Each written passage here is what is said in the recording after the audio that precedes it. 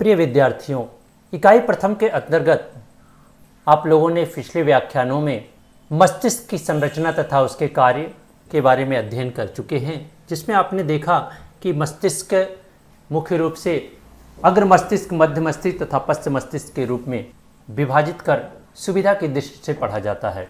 साथ ही जब आप अग्र मस्तिष्क की बात करते हैं तो अग्र मस्तिष्क में भी बहुत सारे अलग अलग भागों को बांटकर पढ़ा जाता है, जिसमें सबसे बड़ा भाग जो कि प्रमस्तिष्क है, सेरिब्रम है, जिसके अंतर्गत हम लोग पढ़ रहे हैं, जिसमें आप लोग ने देखा कि प्रमस्तिष्क जो हमारा सेरिब्रम है वह 4 भागों में बटा हुआ है।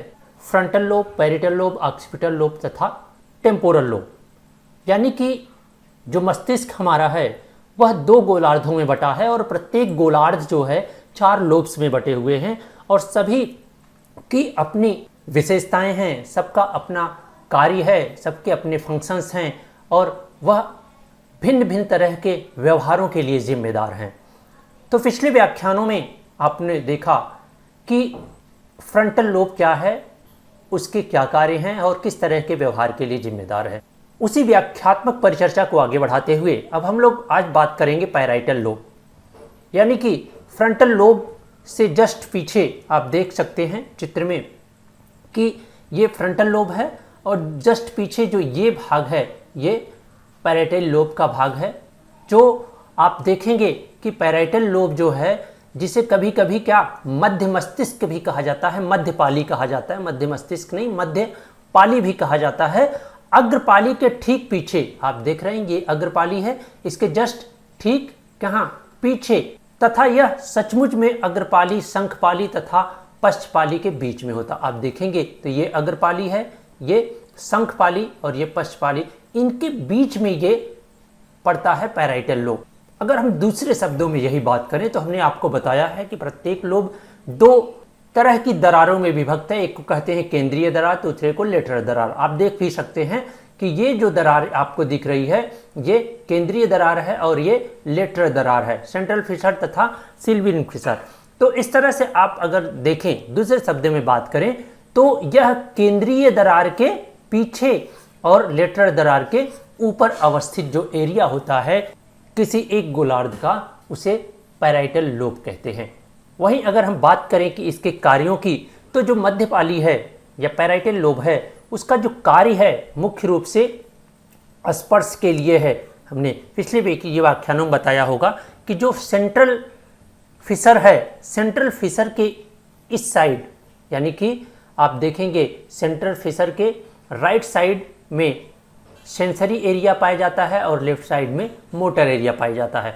तो चूंकि जो फ्रंटल लोब है वह गतीय पेशीय क्रियाओं की कार्य करता है, जबकि जो पैराइटल लोब है वह मुख्य रूप से उसका कार्य क्या है कि स्पर्श उद्दीपकों की संवेदनाओं को प्राप्त करना, यानी कि रिसीविंग का कार्य पड़ता है, सेंसरी का काम करता है तथा उन्हें संसाधित करना।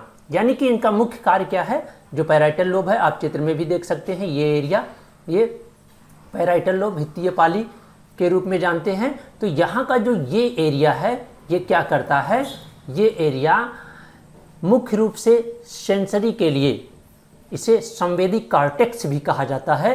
तो यह संवेदना के लिए, खासकर स्पर्श उद्दीपकों की संवेदना को प्राप्त करना, यानी कि जो हमारे त्वचीय स्पर्श हैं या दर्द कह लीजिए या ठंडक गर्मी की अनुभूति कह लीजिए, ये सारी चीज़ें को रिसीव करना इसका काम है और साथ ही साथ उसका संसाधन भी करना उसका काम है।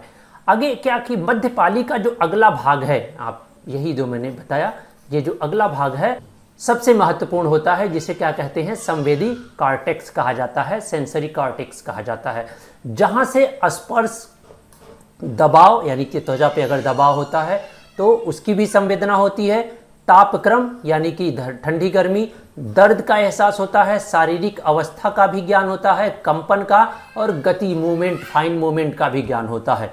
ठीक, तो इस तरह से आप देखें तो जो वित्तीय पाली है वह मुख्य रूप से सेंसरी क्रियाओं के लिए जिम्मेदार होता है, इसीलिए इसे संवेदी कॉर्टेक्स कहा जाता है।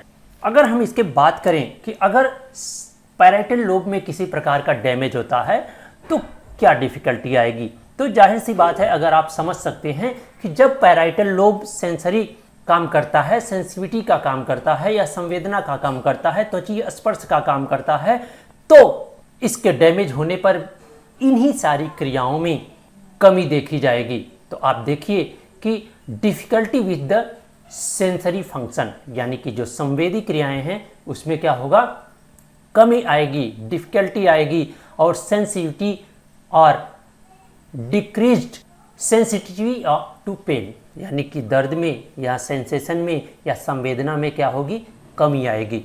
तो इस तरह से आपने देखा कि जो पैराइटल लोब है वह हमारे व्यवहार के लिए अत्यंत ही महत्वपूर्ण है, क्योंकि यह मुख्य रूप से हमारे त्वचीय संवेदना के लिए जिम्मेदार होता है। खासकर आप देख सकते हैं स्पर्श, दबाव, तापमान, दर्द और शरीर की विभिन्न अवस्थाओं और के साथ ही साथ फाइन मूवमेंट के लिए भी जिम्मेदार होता है। हम किसी भी चीज़ को आंख बंद करके टच करते हैं, छूते हैं और उसकी हम पहचान कर लेते हैं, वह भी हमारे पैराइटल लोब के द्वारा ही गवर्न होता है। तो इस तरह आप अगर देखें तो चूंकि हमारे मस्तिष्क के दो गोलार्ध हैं, तो दोनों गोलार्ध की चार पालियां हैं, यानी कि लेफ्ट हेमिस्फीयर में पैराइटल लोब का हिस्सा है और राइट हेमिस्फीयर में पैराइटल लोब का हिस्सा है। और इसके पहले हमने आपको बता चुके हैं कि हमारे दाएं अंगों का संचालन बाएं हेमिस्फीयर से होता है और बाएं अंगों का संचालन दाहिने हेमिस्फीयर से होता है। तो इस तरह से जब भी कोई क्रियाएं होती हैं तो उसका संचालन भी इसी प्रकार से होता है। तो यह नियम पैराइटल लोब में भी लागू होता है। तो हमें उम्मीद है कि आपको यह व्याख्यान समझ में आया होगा, तो आप पैराइटल लोब को अच्छी तरह से समझ पाए होंगे। तो आगे वाले व्याख्यान में हम लोग देखेंगे कि शंखपाली क्या है, टेम्पोरल लॉब क्या है। तो मिलते हैं अगले वीडियो व्याख्यान में। तब तक के लिए आप घर पे रहें, सुरक्षित रहें और अपने अध्ययन को निरंतर जारी रखें।